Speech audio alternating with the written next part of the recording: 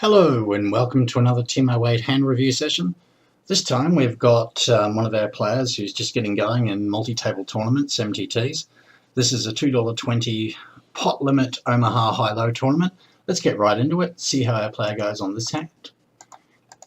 Okay, couple of limpers. Perfectly good hand to limp in from the small blind when the stacks are deep. Double suited, ace-3 low. Oh, and we flop a monster. We have the nut low, we're drawing to the nut high, we want to get chips into this pot. We'll get called by ace-3 hands that don't have any kind of high draw. Let's see what happens. Bets the pot, perfect. Beautiful, two callers. Whoa, now we've got both nuts. There's no need to slow play here. If our opponents have ace-3, many of them are going to keep calling on this board. Bets the pot, brilliant. Oh, and somebody does a solid jams. Of course we call. We get overcalled, beautiful. Just perfect. That hand was well played, and it shows you the dangers of doing two things. One, our opponent here is jamming a non-nut flush. That's a pretty silly move. And I have no idea what this guy was doing up here, but that's well played by our guy to get the maximum he could out of that hand. Now, moving right along. Okay, with this next hand, we're in position, got a reasonable hand. Let's see what the action is. A call, min raise, ooh, and a 3-bet. We should fold here.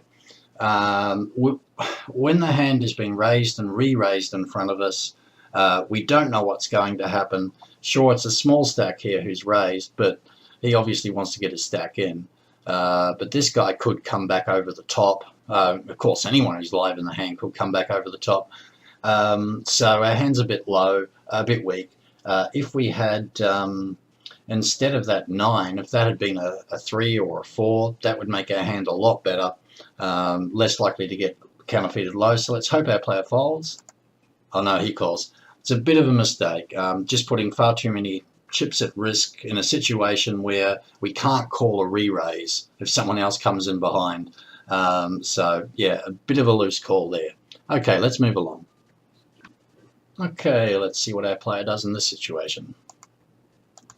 So we've got a raise to 140 from 40, that's a pot size raise. I don't mind a call here. It's okay-ish.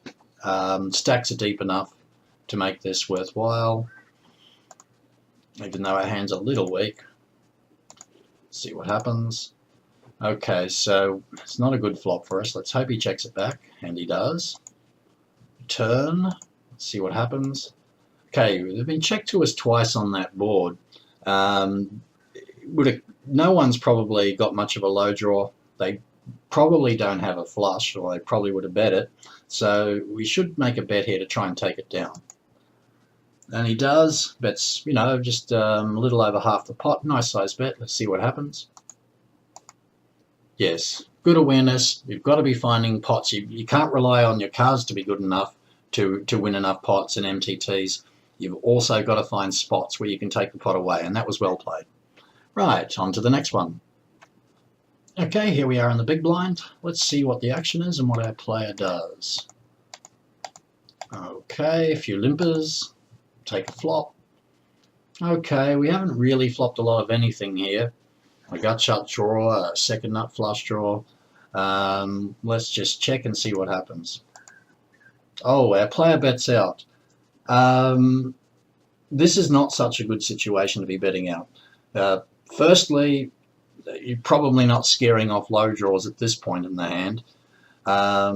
Secondly, it's not like we've got any great hands that we're drawing to. We've got a gut shot straight. We've got a second nut flush draw, but semi-bluffing into multiple runners is generally a losing play. Sure, against one person it's okay. Against two people, a little bit riskier, but the chances of 3 people all folding are pretty low.